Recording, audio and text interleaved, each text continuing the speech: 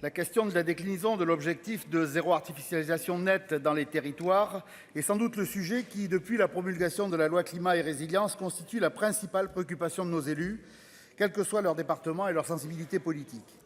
Leur inquiétude a trait aux 4 points suivants. Donc, quels sont les outils pour freiner les développements très consommateurs d'espace et respecter le calendrier imposé? Comment répartir l'effort de réduction de l'artificialisation d'un territoire à l'autre? Comment associer les collectivités du bloc communal aux décisions structurantes qui seront prises à l'échelle régionale et quelle place pour les grands projets d'avenir dans le modèle du ZAN. En résumé, comment réussir à articuler les objectifs légitimes de sobriété foncière avec le développement des territoires. Les zones les plus rurales craignent en effet de devenir la valeur d'ajustement des zones plus attractives et d'être empêchées dans leurs projets de développement. Société et développement peuvent apparaître comme une injonction paradoxale. Il faut entendre les craintes des élus et nous estimons que la différenciation locale demeure en l'espèce un sujet essentiel.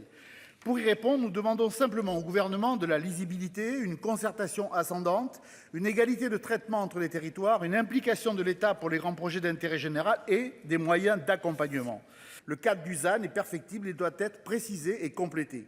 Pour ce faire, la mission conjointe de contrôle créée en septembre 2022 à l'initiative des 4 commissions permanentes du Sénat, a réalisé un cycle d'auditions qui ont débouché sur la présente proposition de loi que nous examinons aujourd'hui. Elle contient 13 articles articulés autour de 4 axes: le dialogue territorial et la gouvernance, l'accompagnement des projets structurants de demain, la prise en compte des spécificités des territoires et la préparation de la transition vers le ZAN. Les sénateurs socialistes ont proposé plusieurs enrichissements essentiels qui ont été retenus par la Commission. Tout d'abord, le maintien de l'objectif de sobriété foncière tel qu'adopté dans la loi climat. L'article 4 prévoit désormais que l'artificialisation des sols résultant des projets d'intérêt national fasse l'objet d'une comptabilisation séparée et d'une trajectoire spécifique d'atteinte des objectifs du ZAN placés sous la responsabilité de l'État. Un rapport du gouvernement présentera tous les 3 ans l'état d'avancement des projets et surtout les actions de réduction du rythme de cette artificialisation que l'État entend mettre en œuvre pour respecter ses propres engagements. L'utilisation des friches lui appartenant, le financement ou les actions de renaturation. Nous avons aussi obtenu une comptabilisation de l'artificialisation des projets d'envergure régionale au sein des SRADET. Seconde avancée, la réappropriation des friches qui sont autant de terrains disponibles pour être réinvestis ou renaturés.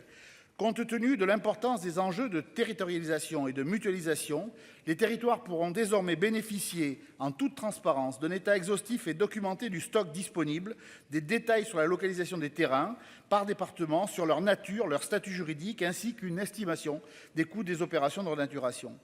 Lors de l'examen du texte en séance publique, nous souhaitons formuler des propositions sur la réhabilitation du bâti existant, car elle correspond à la fois aux objectifs du ZAN et aux besoins en logement de nouvelles activités dans les territoires ruraux.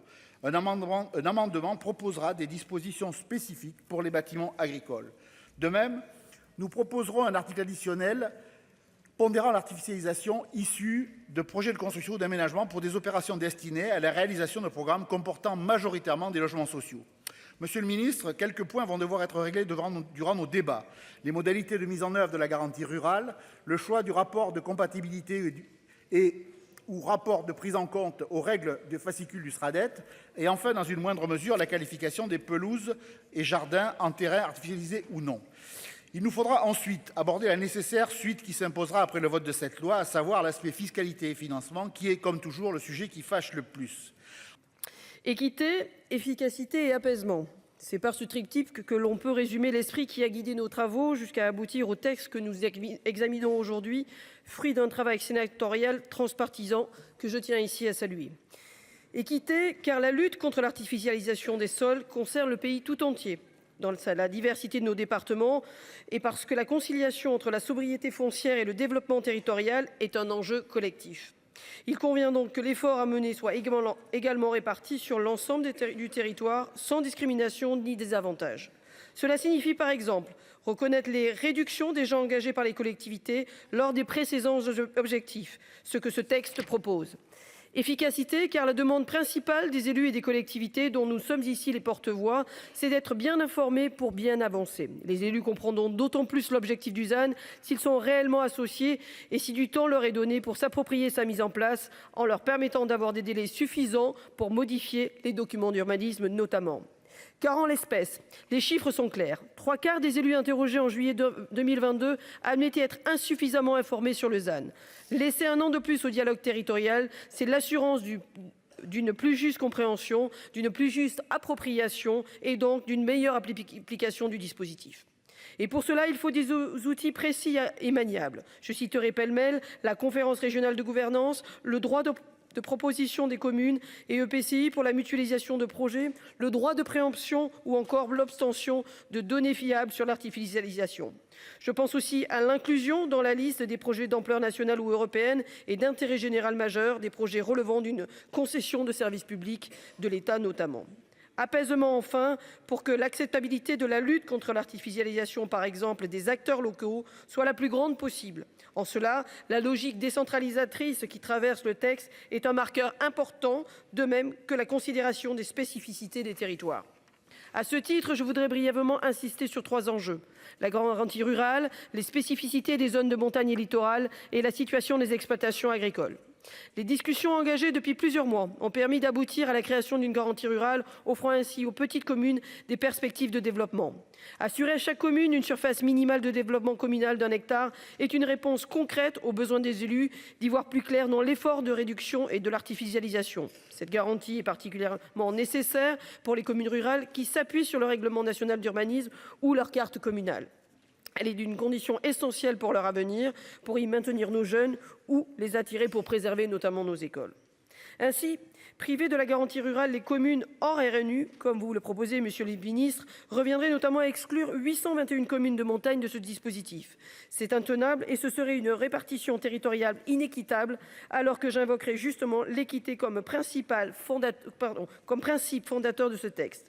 Nous ne voulons pas vivre dans des réserves, cher monsieur le ministre. À ce sujet, il me paraît nécessaire de pouvoir faire encore plus pour les communes de montagne, en tenant compte leur singularité pour assurer leur développement. Outre la surface minimale de développement communal, je pense au cas des pistes de ski notamment, dont les comptes comme espaces artificialisés semblent inadéquats.